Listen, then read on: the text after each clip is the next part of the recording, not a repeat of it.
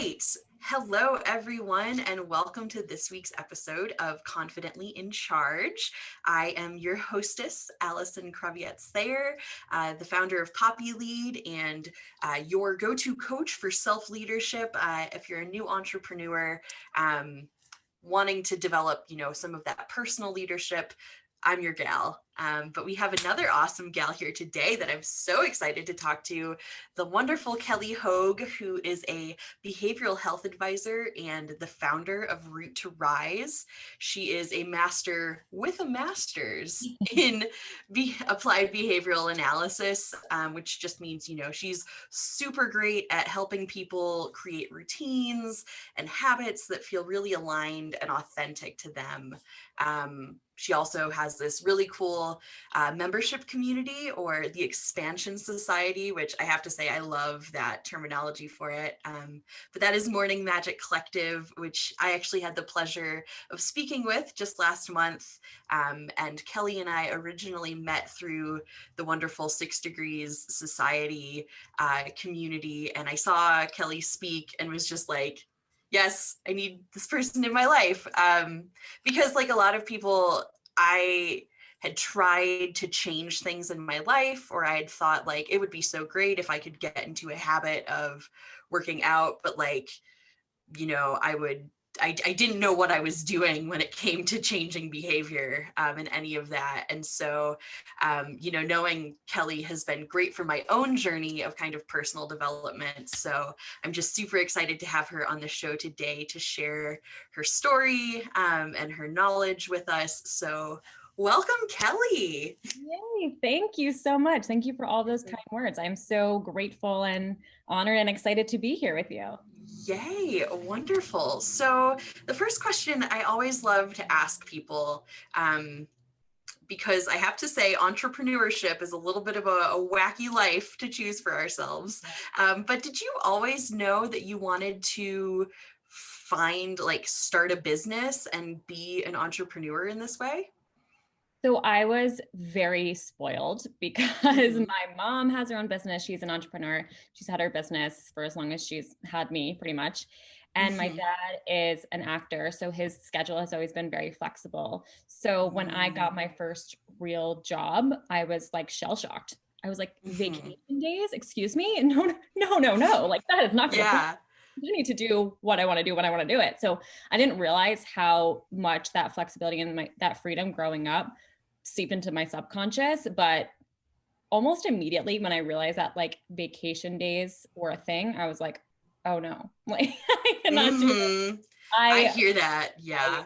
Flexibility and freedom and like being able to do what I need to do, especially because I live across the country from my family. So being able to see them when I need to see them or whatever it might be, it was really important to me. So I think subconsciously it was always in the cards. It was always in the cosmos, I think, for me too. But yeah, I learned pretty quickly that had to happen. Yeah. Oh my gosh, I 100% hear you.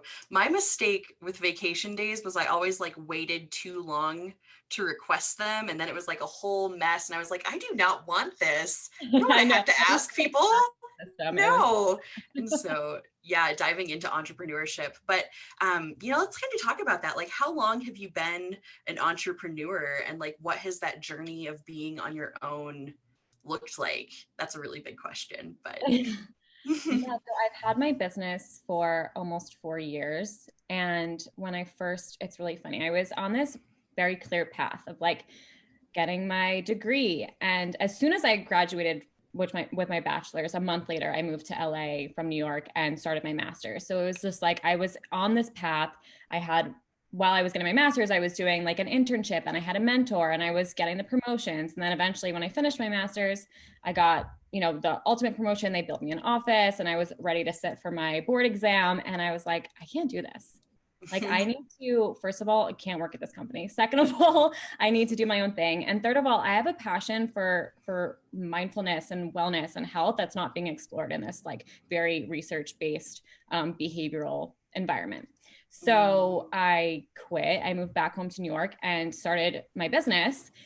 and was like just kind of like dipping my toes in. But at the same time, I was waitressing. I was working at a yoga studio. I was working the front desk at a Pilates studio. Like I was just doing all these little jobs that were under the umbrella of like things that I was interested in and that could make me money to support me in my entrepreneurial endeavors. But the people around me were like, you just got your master's and you're waiting tables and working at a yoga studio. And I was like, yeah, and it rocks. Like it's This is hard. what I want. I'm broke, but it's fun and free.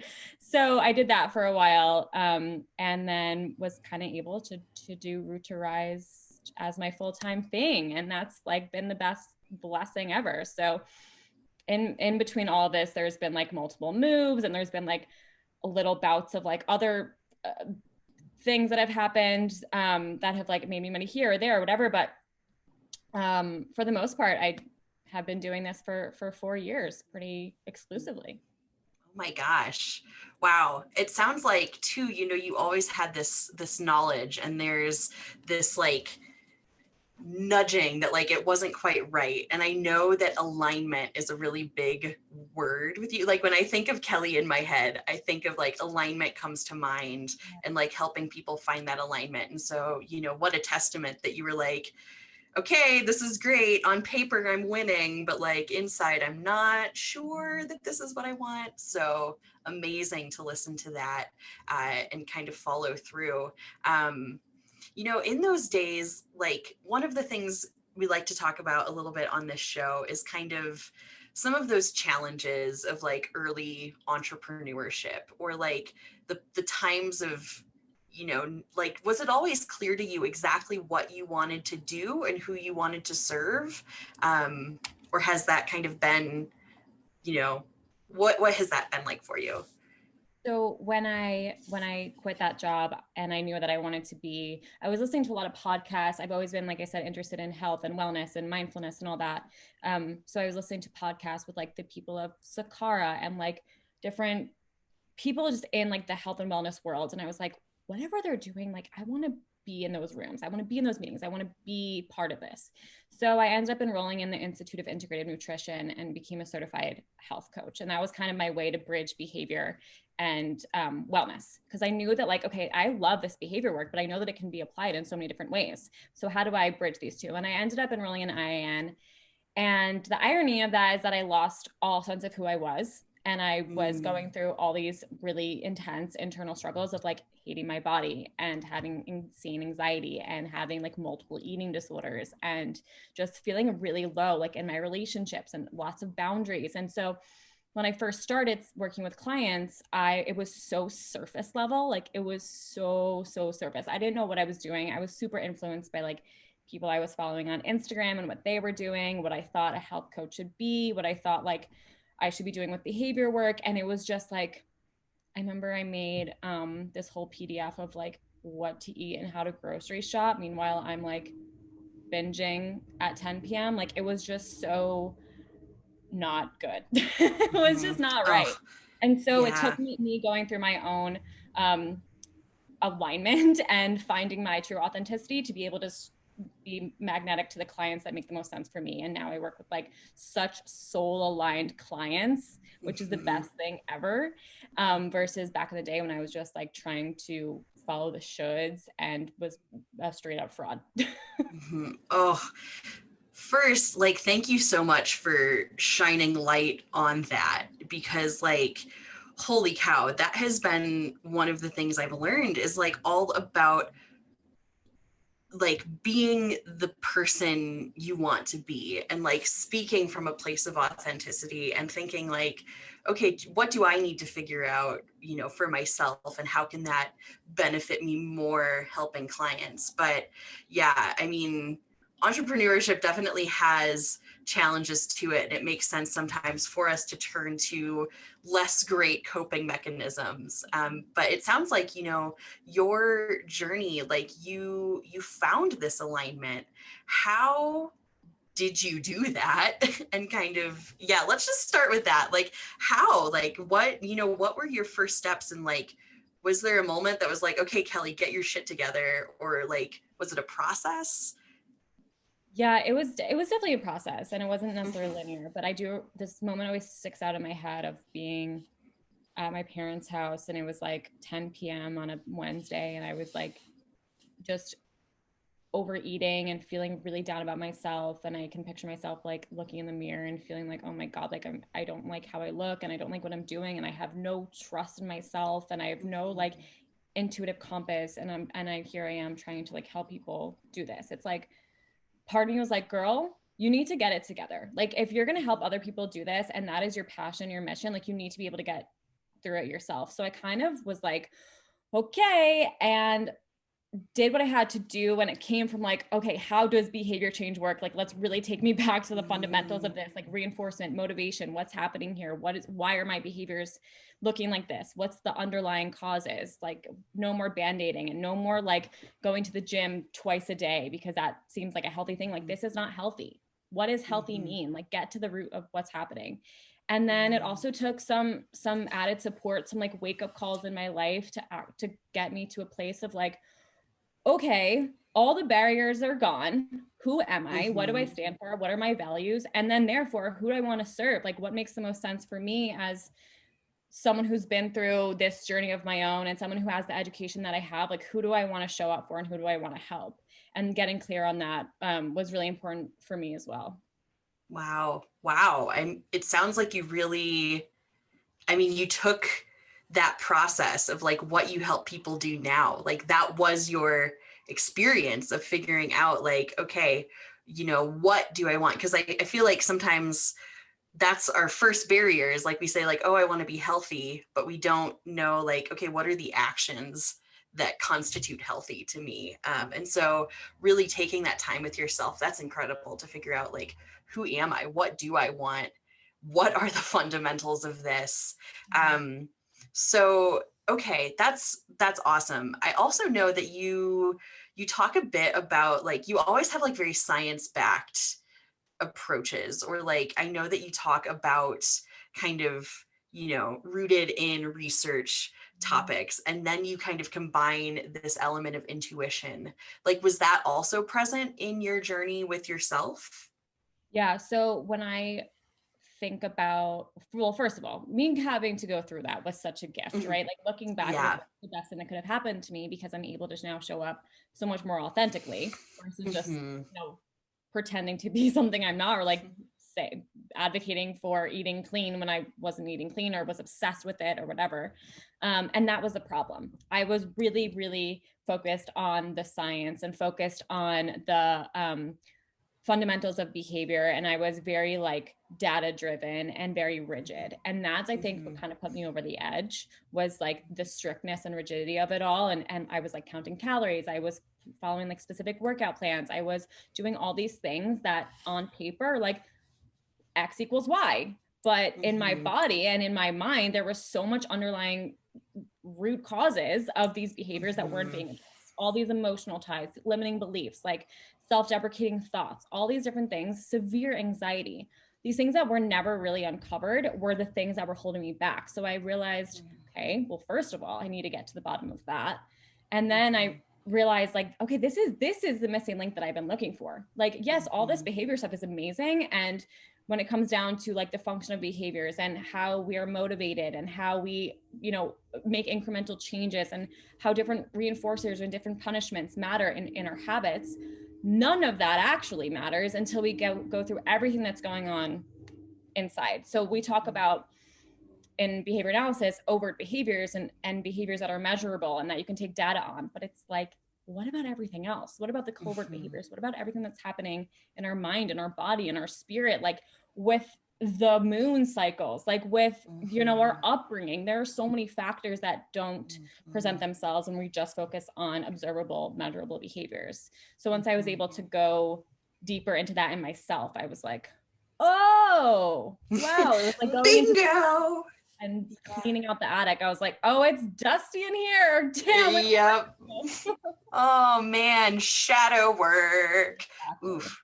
Oh gosh. Yeah, I love what you said about it, like it being a gift, and like what a gift to you to have that reframe of like, this was a really hard challenge for me, and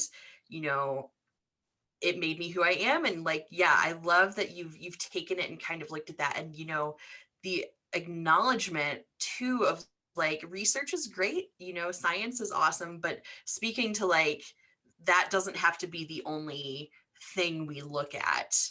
So in terms of looking at some of the other side, like if we look more at the intuition side, like what kind of activities, how do you like to connect with yourself and that side of yourself?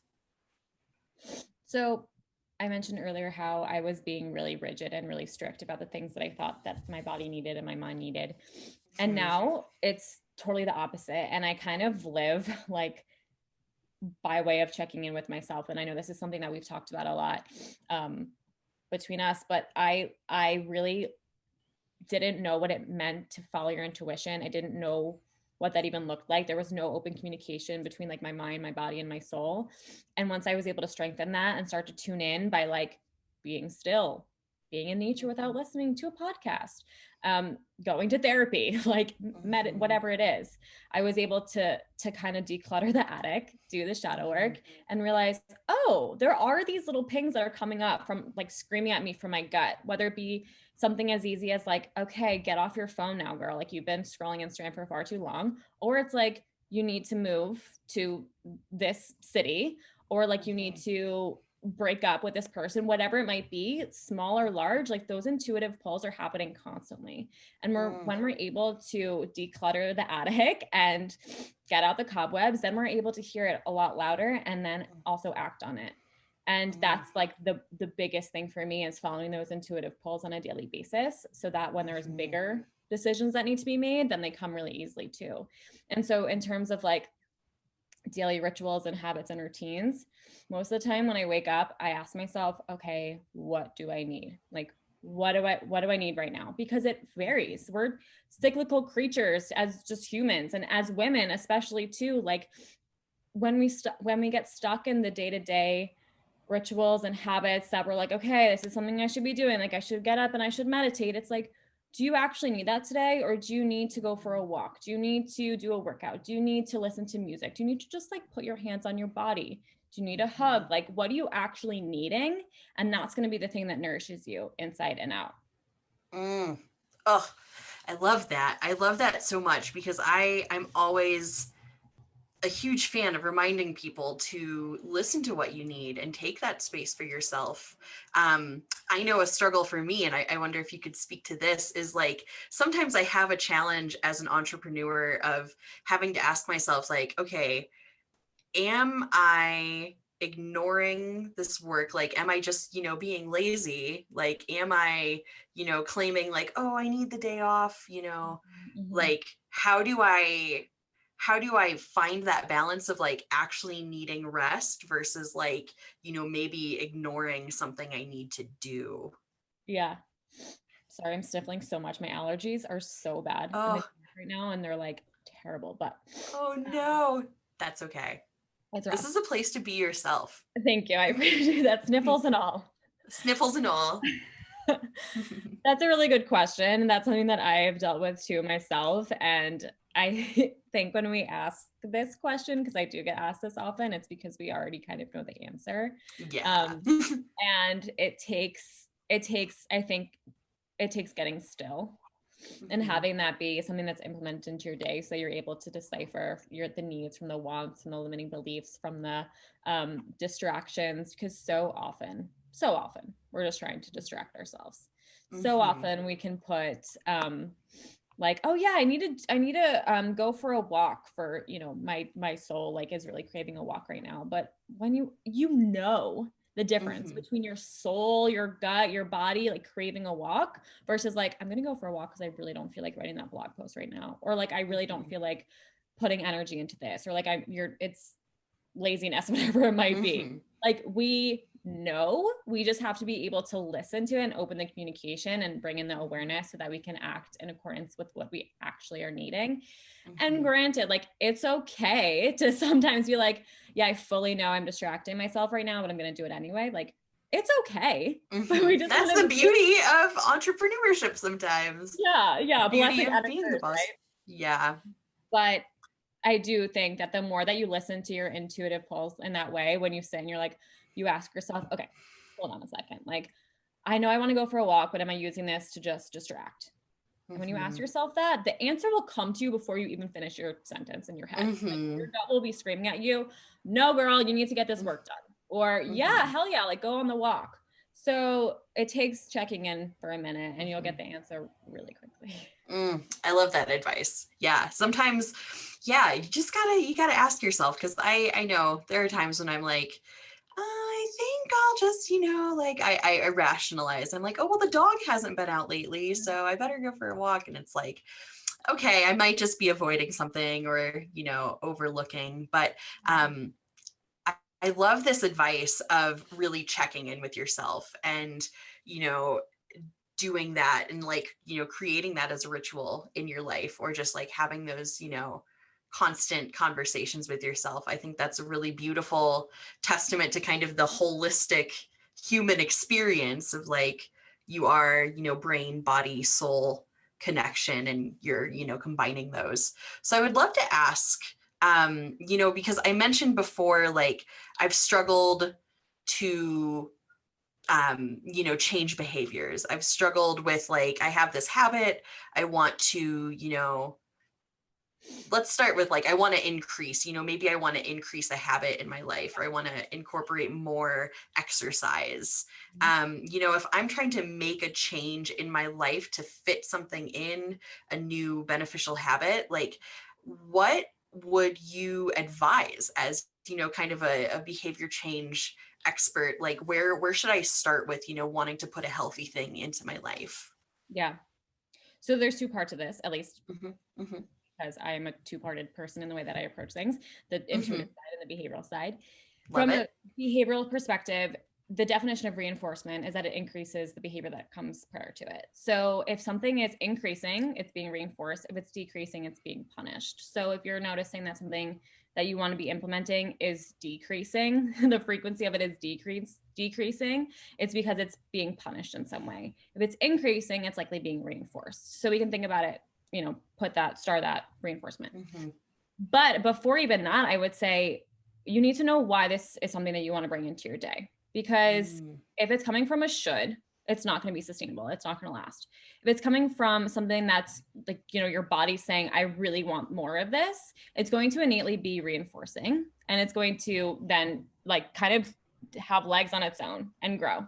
So when it comes to exercise, which is a really big one, maybe you're like, I've exercised in the past. I know that it feels really good. I love the feeling after exercise and it's really reinforcing to me, but I just like, I don't do it. Like I don't find the time to do it. I don't have that as a habit in my life, but I'd really like to. 9 times out of 10, if that's the why, it comes down to just finding the exercise and the flexibility that makes the most sense for you. So too often we tell ourselves, okay, the only way I'm going to exercise is if I like do my Peloton bike at 6 a.m. before work. And it's like, okay, maybe that works for you, but like, let's go back to being cyclical creatures and needing flexibility and also our hormones and all these different things. It's like, maybe you actually hate the Peloton. Like maybe you need to do some Pilates, or maybe you need to like go on a hike. Also, you don't have to work out at 6 a.m. every single day. Like maybe that doesn't make sense for you either. Someday it's okay to do your workout later on if you have a chance, or, take a day off even. I think, I know that the key to sustainability and making a habit last is that there's enough flexibility, and then it also fits into your life accordingly. And that means your schedule, your likes, your dislikes, how it affects your relationship, how it affects your job. All these are factors. And so often we're just like, I know I need to work out, so I'm going to wake up earlier and I'm going to do this thing. And it's like, okay, but is that actually what you need? Is that actually what's going to make the most sense for you? So it goes back to checking in, right? And when it comes to checking in, I thought about something earlier when you were saying that, like, we are constantly checking in with other people. We're constantly asking, like, what do you think I should do? Whether it be your personal trainer, your business coach, your friend, your colleague, your sister, your best friend, like we're constantly checking in with other people. And what we need to be doing is checking in with yourself. Because how many people you're going to ask, like, in a Facebook group, hey guys, what's your favorite workout that you do in the morning? You're going to get 112 different answers. When really you just need to ask yourself, okay, what workout makes me feel my best? Because that's what's going to stick. That's what's going to last. Oh, I love that so much. Like, just, how true. Like, the answers are within us, and we know what we need. Like my sister-in-law loves running, and her idea of a fun like workout is like a 25-mile like super run. And for me, like, that's not it. And so I love the kind of permission that you're speaking to of like, listen to yourself, do what you want to do, because that's ultimately how you're going to have this sustainable change. I love that so much. Well, I would love to know, like, what's your favorite, like, what is the go-to thing that you like to think of in terms of motivation, like how that's one of my favorite topics, like talking about like how we can stay motivated on a task. And so in terms of like behavior, like, is it just that reinforcement aspect again, or are there other tools that you like to use to stay motivated? Yeah. What I think about it, like the thing that came to me instantly was the flexibility, because so Mm-hmm. often we're really rigid and we think that motivation has to look a certain way and that we have to do a certain thing to like be successful, be productive, be healthy. When in reality, like I think the flexibility is really the thing that's going to move the needle the most, because you're going to be motivated to do, let's say it's like, I don't know, for business purposes, like I'm going to create all my content like every Wednesday for the week ahead, right? So maybe you're really motivated and the first like 2 Wednesdays you do it and you crush it. And then the next Wednesday comes up and you have something to do and you can't do it that Wednesday. And then the next Wednesday comes up and you're like, honestly, screw it. Like last Wednesday, I didn't do it. So forget about it. Like having flexibility to know like, okay, I can do this on Wednesday, but I can also do it on Monday if that's feeling better for me. Like, or maybe I like break it up into two different things, or it comes down to like how is this going to make the most sense for me so that I can stay on track in a way that feels good and in a way that makes me feel productive and successful and healthy or whatever it might be. So yes, motivation comes from feeling reinforcement, of course. Like I'll give you, like, for me, posting in my Facebook group is straight up not, I'm not motivated to do it at all because it's not reinforcing, because I have like the least amount of engagement in my Facebook group. So I'm not motivated. Like the behavior is not increasing, it's decreasing because it's actually punishing me because I'm not getting the engagement that I go to there to hopefully get. So that's like a very obvious thing, is like you said, the reinforcement, but also the flexibility and knowing that like motivation can be different. The results that I'm seeking can look different ways. Like when we give ourselves a little bit of grace and wiggle room, then it goes so much further. There's less pressure. So a big thing that I talk about when I'm on the phone with clients is like, much of what I do is finding the boundaries, finding the framework of like, okay, this is what I need to get done. This is what I want to get done. But within that, figuring out, okay, but intuitively, what needs to happen? Like, yes, I'm in these barriers of like, I need to create content for my business, but how can you make that work for you based on your schedule, based on your likes, your dislikes, based on, all those things that help us function as humans and actually be productive and actually have it coming from a place that feels good, rather than like, okay, it's Wednesday. Like, I really don't have anything to say or write today, but today is the day. Does that make sense? Mm-hmm. Yeah. Oh my gosh. I love that. Like, once again, just that permission of listening to yourself. And like, obviously, like something I love talking about is leading ourselves. And I think, you're painting such a beautiful picture of how important the permission and flexibility are. Like, when we force ourselves into these things, like, yeah, it doesn't work. So I love that advice of like, do what works for you, listen to yourself. Like, yeah, there are things that need to happen, but finding, just because something needs to happen, like allow yourself the space to do it when you're inspired by it. So Are you that's so, familiar with the Four Tendencies by Gretchen I Rubin? am. I'm a really Yes. big fan. I actually ask all my one-on-one clients what their tendency is when Mm-hmm. on like my onboarding form, because that has a lot to do with motivation too. Mm. So for anyone who knows or is Mm-hmm. listening, watching or listening, there's four tendencies that factor into your motivation that Gretchen Rubin came up with, and it's obliger, upholder, rebel, and questioner. Questioner. Questioner, yeah. Mm-hmm. So that says to me, I asked this from my clients, because if they're a rebel, which I am, irony of it all, it means that whatever I tell them to do, they're probably going to do the opposite. Or a questioner, if I say you should do this, which by the way, I don't tell people what to do, but whatever. If I say like, you should do this, and they're like, well, why should I do that? Like, questioning it. Or upholder and obliger, they're very motivated by like outside motivation, extrinsic motivation versus intrinsic. So knowing where motivation comes from is really important too, because we all are different. So maybe your motivation comes from like other people and feeling like, okay, these people are relying on me. Yeah. That's me. I'm an obliger. Yeah. Or maybe it's coming from like the rebel, like I'm a rebel. Maybe it's coming from the fact like, oh, I do my own thing. Like I know what I need to do. And that's like more motivating for me than like other people's expectations. So knowing that, and it's a really, like, you can take the quiz, and there's a lot of quizzes and personality tests, and, a million, I did a bajillion of those, and, throughout college, but that's one that's really stuck with me. And I think it's, when it comes to motivation, especially, it's really interesting. I think I love that. And actually, that is often tucked into my workshops and my work as well. Cause I love like, touching base with people about like expectations. Like, do you meet your expectations you set for yourself? Do you meet expectations when like other people put them on you? And learning for me, like I'm an obliger. And so that means that I'm not great at upholding like my own promises to myself, although I'm working on it.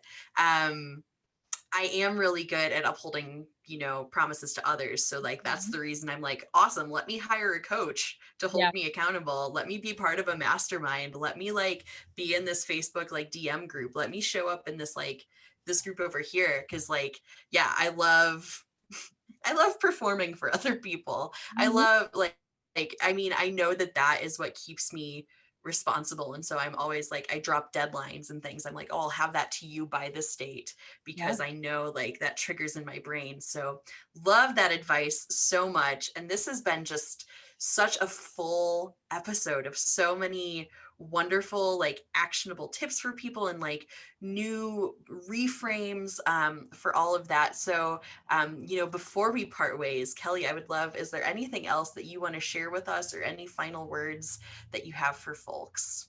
I feel like, so I talked a lot about flexibility and a lot about like freedom and all that. And I do think that there's something to be said about, I don't want to come off like it's a free for all and just like, do whatever you want. It'll feel good. Like the whole point of this is to feel good. Yes. To be happy, to feel more grounded, but that also does, depending on who you are as a person, that sometimes that means more boundaries for some people. Sometimes it means less for others. It comes down to your values. What do you value? Do you value being motivated by others and feeling that's reinforcing to you? Do you value like trusting yourself and having that be something that's really important to you, and like, meeting your own expectations? Whatever your values are, that's the thing that's going to really be the needle mover for you. So once you find that framework and find, okay, what are my values? What are my needs? What's really important to me? Then within that, that's where we play. And that's where we, build the connection with yourself and follow those intuitive pulls. But it does come from having, the framework and the boundaries. Amazing. Ooh, love that. Thank you. Okay, I have two more questions. One, how can we find you? How can we stay connected with you for listeners and viewers if they want to, learn more about your work or anything? How can we find you is our first question. So you can answer that one, and then I'll tell you the second. Root to Rise Health, and that's also my website, so roottorisehealth.com. And you can find me at either of those places. Amazing. Awesome. Love it. And then the last question that I like to ask people, because I am such a fan of community and resources and sharing, and I know that you have so many cool little things that you plug into your day, but what is the one thing that you absolutely love that you think people really need to know about? It could be like a podcast or like a workout type thing that you like, or just what do you think people need to know about? Okay. I have a good resource that I'm obsessed with, and you have heard me talk about this 9 million times. So have never been a meditator ever. And I would try like these challenges and I would try to meditate for years and years and years and years, and I couldn't do it. And then finally I had a strong enough why about why I wanted to meditate, which is important, and was like, I want something that's a little bit different, that's, you know, changing, and that's short, not too long, it's accessible. And I found the perfect thing, and it's a podcast. It's called The Morning Ritual. And it's brief, like no longer than 10-minute meditations. She uploads, I think, 3 times a week now. So they're always different topics, whether it be like stress, sleep, anxiety, balance, goals. It's my favorite thing in the whole world. I do it every morning. And on the days that there's not a new one, I just cycle back from an old one. They're like evergreen and amazing. So that is my number one resource. And Lily Balch is the host of that podcast, and we did an event with her, and she's really great. So the Morning Ritual podcast is my favorite resource. Thank you. Yes. And I have heard you talk about it, and I have totally checked it out. Oh, I love it. Cause like sometimes I want a meditation, but I don't want to have to pick. And so it's like, bam, newest, like it's always going to be amazing because they're so good. So 100% love that resource. And once again, just thank you so much for joining us on the show. This has been an absolute delight. I know hopefully listeners, you have found probably ample resources within this. They're great little tips for behavior change, but I encourage you to check out everything that Kelley's got going on. She has great workbooks and like all sorts of bundles and just we got all the things happening. She's got really cool resources. So go check them out for sure. Kelley Hoag. But thank you everyone for tuning in and joining us, and we will catch you next time. Thank you so much. Uh-huh.